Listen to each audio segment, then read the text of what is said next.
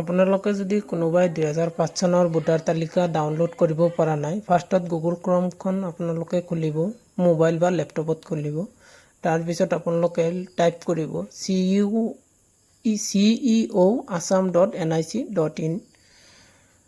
তাতে ক্লিক কৰাৰ পিছত আপোনালোকৰ এনেকুৱা হোম পেজ খুলি আহিব, office of the electrical office.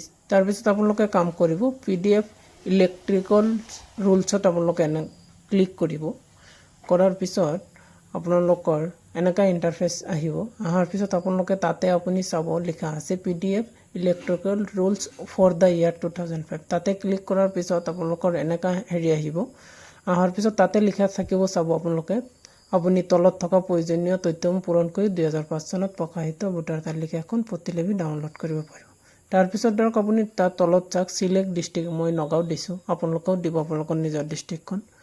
তাৰপিছত আপোনালোকৰ বিধানসভাৰ যোনটো হেৰি আছে সেইটো ক্লিক কৰিব। কৰাৰ পিছত এনেকুৱা ইণ্টাৰফেচ আহিব। তাৰপিছত আপোনালোকে ভিউ PDF মাৰিব, আপোনালোকৰ যোনটো ভোটাৰ কেন্দ্ৰ হয় তাতে ক্লিক কৰাৰ পিছত এনেকুৱা আপোনাৰ হেৰিখন ওলাই আহিব, ভোটাৰ তালিকাখন ওলাই আহিব। তাৰপিছত আপোনালোকৰ গড় নম্বৰ যিমান আছে তাতে আপোনালোকে সেইখন